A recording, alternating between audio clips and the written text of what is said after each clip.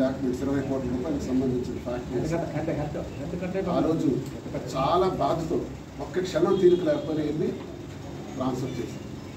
ఆ ఇల్లు బంగారం లాంటి 6 కోట్లు ఖర్చు పెట్టి ఇల్లు పెట్టారు. ఆ ఇల్లు ఇచ్చారు. రాసుకుని ఉండండి, అన్నీ తీసుకోండి, ఏ డేట్ కావాలో తీసుకోండి. బ్యాంక్ అకౌంట్స్ ఏప్రిల్ 18 అంటే 19 నాకు ముఖ్యమంత్రి గారు నాకు అనౌన్స్ చేశారు టికెట్. అంటే ఏప్రిల్ 18 23వ సంవత్సరం నుంచి ఈ రోజు నాటికి 1,40,00,000. ఇప్పుడు ఎంత కావాలంటే అది ఇచ్చిన చెప్పతున్నాను. ఎందుకంటే చెప్పకూడదు. కుటుంబం ఓటిస్తే ఏంటి, 10 కోట్లు ఇస్తే ఏంటి, ఇవ్వలేకపోతే చెప్పాల్సిన పరిస్థితి వచ్చింది ప్రజల ముందు. కాబట్టి నేను చెబుతున్నాను, 1,40,00,000 వరకు ఒక ఏడాది కాలంలో వాళ్ళ ఖర్చులు ఇచ్చింది. నిన్నగాక మొన్న మా పాపాళ్ళు ఫోన్ చేసి ₹1,00,000 పంపించు, 50,000 పంపించు, 70,000 పంపించండి ఫోన్పే. అడిగిన క్షణంలో మెసేజ్, వాళ్ళు మెసేజ్ పెడితే మెసేజ్ పంపించు. ఇది బాధ్యత, చెప్పుకోకూడదు.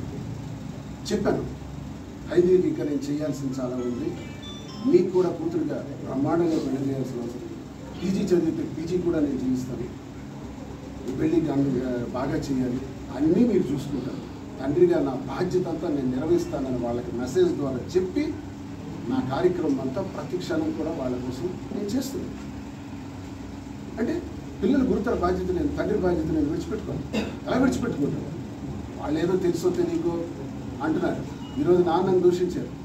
మరో 10-20 సంవత్సరాలు పోతే, లేకపోతే మరో 10 నిమిషాలు పోతే ఈ నాన్న ఉంటాడో లేదో తెలియదు. ఈ నాన్న చావు బతుకుల మధ్యలో ఉన్నాడు, శత్రువుల మధ్యలో ఉన్నాడు. చుట్టూ కత్తులు, దువ్వాడ శ్రీనివాస్ ఒక్కడు. ఏ కత్తి ఎప్పుడు దిగుతుందో ఎప్పుడు పోతానో నాకే తెలియదు. పోతే ఎందుకంటే నేను చాలామందికి టార్గెట్ చేసి మాట్లాడిన దానిలో నాకు అందరూ శత్రువులే. కొన్ని వేల కొద్ది ఫోన్ నెంబర్స్ మధ్య. దువ్వాడ శ్రీనివాస్ నీకు చంపేస్తాం, నరికేస్తాం, నీ కారు తగలబెట్టేస్తాం, దొరికితే నీకు పాతేస్తాం, అక్కడైనా కొడకాని నాకు వాళ్ళు పోలీసు వారికి కంప్లైంట్ ఇచ్చాను టెక్కల్ పిఎస్లో. నా స్త్రీ రక్షణ కోసం ఒక వెపన్ ఇవ్వండి అని కూడా అప్లై చేసుకున్నాను. నాకు 2 నెలలు అయింది, ఈ రోజు వరకు వెపన్ ఇవ్వలేదు. కాబట్టి నా పరిస్థితి నాకు అర్థమవుతుంది. ఏ క్షణానైనా సరే నాకు ప్రమాదం దాపురిస్తుంది. నన్ను చంపేస్తారని కూడా నాకు తెలుసు. ఈ చంపేస్తారు అనుకునే వాళ్ళు శత్రువులు ఉన్నారు. నా పైన పోటీ దువ్వాడ హైదరి, దువ్వాడ నవీన మరలాకి ఉండలే. ఇల్లు ట్రాన్స్ఫర్కి వెళ్ళేటప్పుడు ఒక 15 లక్షల రూపాయలు లోన్ ఉంటే ట్రాన్స్ఫర్. నేనేమన్నానంటే వీలునామా రాసుకున్నాను. వీలునామా రాసి ఇచ్చేస్తాను, నేను అప్పు తీర్చేస్తాను. తీర్చిన వెంటనే రిజిస్ట్రేషన్ చేస్తాను. మీ ముందు కూడా చెప్పాను. ఒప్పుకుంటే ఈ నిమిషమే వీలునామా రాసి రిజిస్టర్డ్ వీల్ రాయడానికి ఈ నిమిషం మీ సమక్షంలో నేను రెడీ. ఇంకేటున్నాయా నా పేరున? ఈ బిల్డింగ్ తప్ప ఇచ్చేయడానికి అన్నీ రెడీ. కానీ ఈ బిల్డింగ్ అని రాసిస్తే నేను ఎందుకు రాసేవట్లేదంటే, ఈ బిల్డింగ్ కూడా రాసిస్తే నేను ఎక్కడ ఉండాలి? ఆ ఇంటికి తాళం వేసినట్టే ఈ ఇంటికి తాళం వేసేస్తే నా పరిస్థితి ఏంటి అని ఇప్పుడు మా వచ్చింది. 2 ఏళ్ళకి మా వచ్చింది.